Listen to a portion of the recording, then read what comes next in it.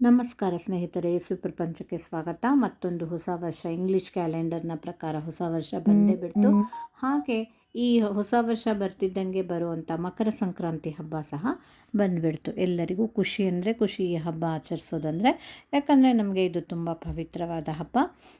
So ಈ ಇದು ಇದನ್ನು ಒಂಥರದಲ್ಲಿ ಉತ್ತರಾಯಣ ಪುಣ್ಯಕಾಲ ಅಂತಲೂ ಹೇಳ್ತಾರೆ ಅಲ್ವಾ. ಸೂರ್ಯ ಧನುರಾಶಿಯಿಂದ ಮಕರ ರಾಶಿಗೆ ಪ್ರವೇಶಿಸುವಂಥ ಇದು ಸಮಯ ಅಂತ ಹೇಳ್ಬೋದು. ಇದು ದೇವರ ಪ್ರಕಾರ ಇಲ್ಲಿಂದ ದೇವರಿಗೆ ಹಗಲು ಶುರು ಆಗುತ್ತೆ ಅನ್ನುವ ಒಂದು ನಂಬಿಕೆ.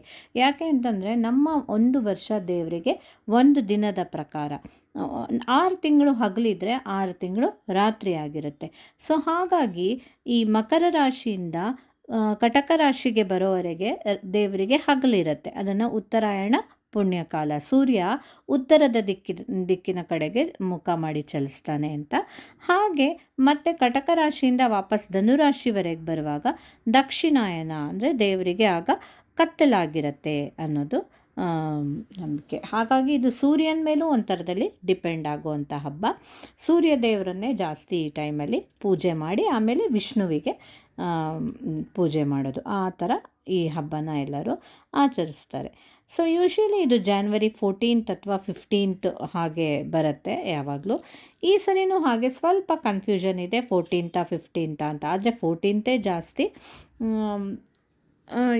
ಯಾವ ಟೈಮ್ ಅಂತಂದರೆ ಇದು 3:15 ಒಂದು ನಿಮಿಷ ಇದು ಸಾಮಾನ್ಯ 3:13ರಿಂದ 5:45 January 14ಕ್ಕೆ ಈ ಸಂಕ್ರಾಂತಿಯ ಪುಣ್ಯತಿಥಿ ಬರುತ್ತೆ. ಅದರಲ್ಲೂ ಎಸ್ಪೆಷಲಿ ತುಂಬ ಪುಣ್ಯಕಾಲ 3:13ರಿಂದ 4:58 January 14.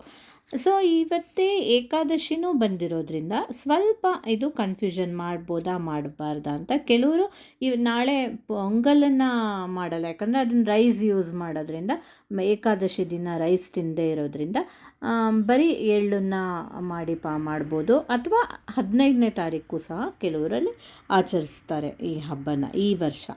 ಸೊ ಏಕಾದಶಿ ಬಂದಿರೋದ್ರಿಂದ ಹಾಗೆ. ಒಂದು ಸುಗ್ಗಿ ಹಬ್ಬ.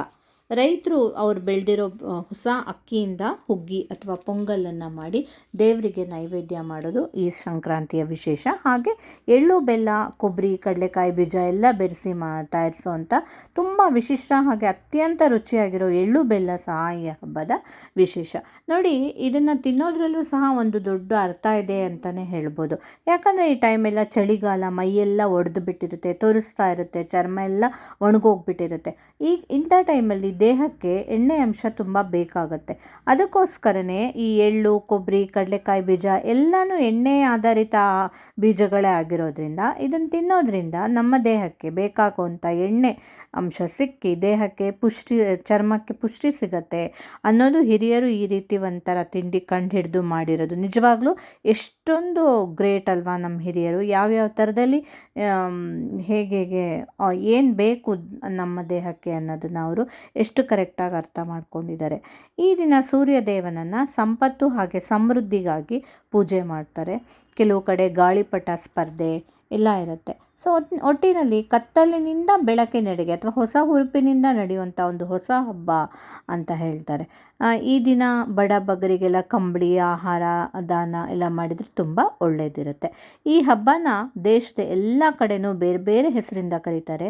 ಉತ್ತರ ಭಾರತದಲ್ಲಿ ಲೋಹ್ರಿ, ಆಮೇಲೆ ದಕ್ಷಿಣ ಭಾರತದಲ್ಲ ಪೊಂಗಲ್, ಸಂಕ್ರಾಂತಿ, ಕೆಲವು ಕಡೆ ಬೋಗಿ ಹಬ್ಬ, ಆ ಥರ ಬೇರೆ ಬೇರೆ ಹೆಸರುಗಳಿಂದ ಈ ಹಬ್ಬನ ಕರೀತಾರೆ. ಸೊ ನಾಳೆನ ಅಥವಾ ನಾಡಿದ್ದ ಮೋಸ್ಟ್ ಪ್ರಾಬಬ್ಲಿ ಎಲ್ಲರಿಗೂ 14th ಹಬ್ಬ ಇರುತ್ತೆ. ಕೆಲವರು ಬೇಡ ಏಕಾದಶಿ ದಿನ ಅಂದ್ಕೊಳ್ಳೋರು 15th ಸಹ ಆಚರಣೆ ಮಾಡ್ತಾರೆ.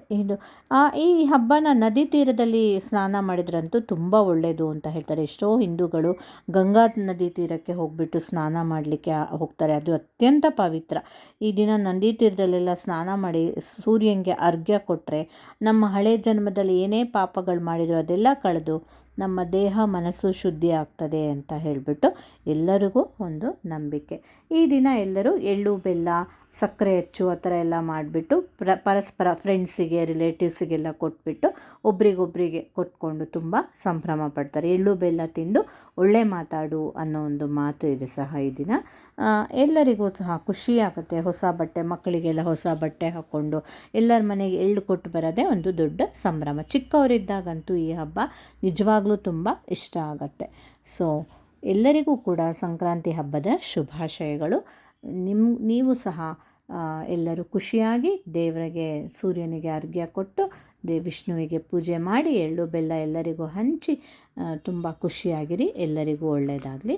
ಹಾಗೆ ನಿಮಗೆ ಈ ನನ್ನ ವಿಡಿಯೋ ಇಷ್ಟ ಆಗಿದ್ದರೆ ಪ್ಲೀಸ್ ಲೈಕ್ ಮಾಡಿ, ಶೇರ್ ಮಾಡಿ, ಕಮೆಂಟ್ ಮಾಡಿ. ಮರೀದೆ ನನ್ನ ಚಾನಲನ್ನು ಸಬ್ಸ್ಕ್ರೈಬ್ ಮಾಡಿ ಆಯಿತಾ? ಖಂಡಿತ ಸಬ್ಸ್ಕ್ರೈಬ್ ಮಾಡಿ. Thank you.